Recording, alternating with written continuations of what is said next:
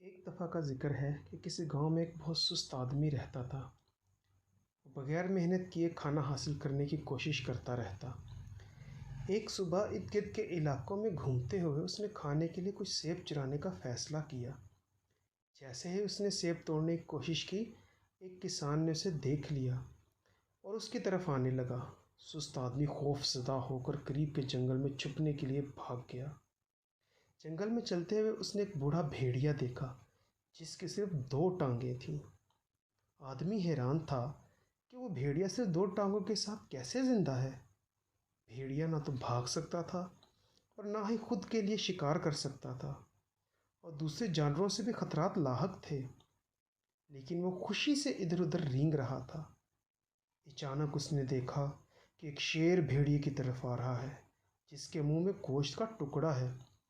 سست آدمی خود کو بچانے کے لیے درخت پر چڑھ گیا، لیکن بھیڑیا ٹھہر گیا کیونکہ وہ بھاگ نہیں سکتا تھا۔ لیکن وہ آدمی دیکھ کر حیران ہو گیا جب شیر نے گوشت کا ٹکڑا بھیڑیے کے لیے چھوڑ دیا۔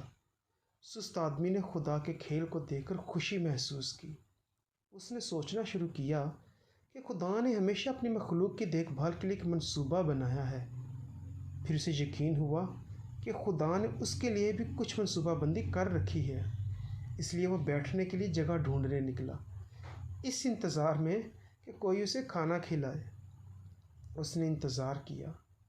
وہ وہاں 2 دن تک بغیر کچھ کھائے پیے انتظار کرتا رہا۔ آخرکار وہ بھوک برداشت نہ کر سکا اور چلا گیا۔ راستے میں ایک بوڑھے بابا سے ملاقات ہوئی۔ اس نے بابا کو سب کچھ بتا دیا اور پوچھا، اے عقل مند، خدا نے اس اپاہج بھیڑیے پر رحم کیا، لیکن اس نے مجھ پر رحم کیوں نہ کیا؟ بوڑھے بابا نے جواب دیا، یہ سچ ہے کہ خدا ہر ایک کے لیے منصوبہ رکھتا ہے۔ ظاہر ہے کہ تم اس کے منصوبے کا حصہ ہو، لیکن بیٹا، تم نے اس کے اشارے اپنے طریقے سے لیے۔ وہ نہیں چاہتا ہے کہ تم بھیڑیے کی طرح بنو، وہ چاہتا ہے کہ تم شیر کی طرح بنو۔ کبھی کبھی ہم زندگی میں اپنے لیے خدا کے نشان کو غلط طریقے سے سمجھ لیتے ہیں، لیکن مایوس نہ ہوں۔ شاید آپ نے اب تک اپنی زندگی کے بارے میں نہیں سوچا، تو اب سوچیں، آپ نے اپنی زندگی میں خدا کی کون سی نشانیاں غلط سمجھی ہیں؟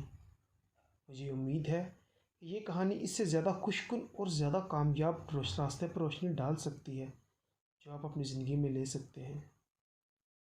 Thanks for watching and stay blessed.